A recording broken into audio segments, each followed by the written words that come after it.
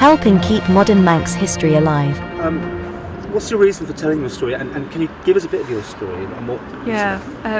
The reason for it is to raise awareness in the immunisation programme for HPV vaccine and regular screening for women over 25. I had cervical cancer when I was 31. It was just diagnosed through routine screening. I wasn't overdue, and I had to have various treatments that didn't work, but that ended up in me having to have a radical hysterectomy when I was 31. And I think that many women now are leaving it later to have their families, and if you decide to not have children for whatever reason, that's your choice, isn't it? But when you have a cancer that is actually quite preventable in most cases, and you can then not have children, that's a massive emotional upheaval that has connotations on the rest of your life, and it's really difficult to accept that. So if you can do something about it by regular screening or the immunisation programme they've started now, then let's do it.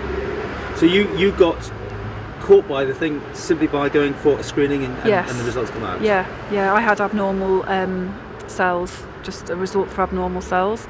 So I thought that I was just going to have laser treatment or something to clear up those abnormal cells, but when they looked, they found that I'd actually got a small tumour, and they cut the tumour out doing a cone biopsy, but they couldn't get a clear enough margin of uninfected cells. And before you have the cone biopsy, they explain to you that at that point you'd probably not be able to have any more children because you've effectively got a hole in your cervix, so you're unable to hold a pregnancy probably after that point. So the tumour was quite big, so they said then the only treatment was a radical hysterectomy, and that's when they take lymph glands as well from your hips to make sure it hasn't spread into your blood system, basically. Therefore there's potential you could have future problems or not? They say not now, because I've had regular checkups over the last 5 years, and there's no they still take a scraping of cells just to check, a bit like a smear test, and there was no new cells, so it's 10 years now, and I seem to be quite healthy at the moment, so fingers crossed. But not everyone is as lucky as you.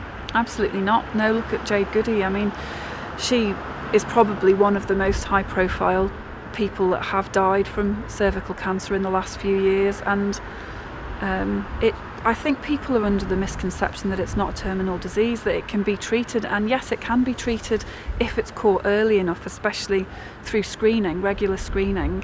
So we don't want to frighten people, but it can be treated, but it can also be prevented. But ultimately, if you don't go for screening and you don't know you've got it, when they find out, my cancer had gone quite a long way in 3 years, so mine was very aggressive.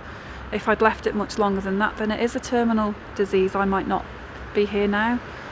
Was there ever that crossed your mind when you got your call back that you didn't? Yeah, absolutely. You just have to face your own mortality, and it's not a very nice prospect.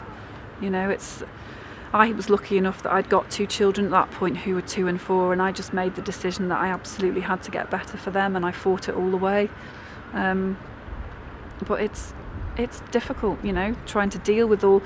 At first, the emotional thing is that you can't have more children, but then you have to think, well, actually, I'd rather I've got 2 lovely children. I was lucky, I'd already got my children. Many women won't have. And then you have to think, well, I just need to survive.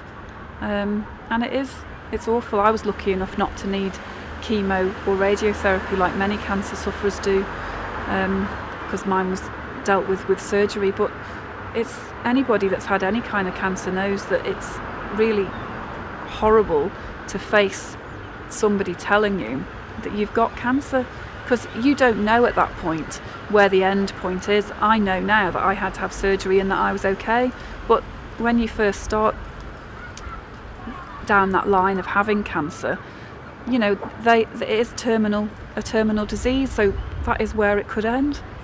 And the reason you're talking to the media is the fact is, over here I believe about 70% of people make the effort to turn up for their appointments and respond to the calls to go and get a check, but 30% don't. And I know it's not comfortable.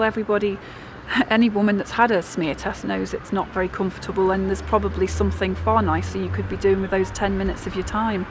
But at the end of the day, it's your health. You can't buy health, And if you just take that 10 minutes to look after your health, if there's a problem, it can be dealt with quickly and usually successfully.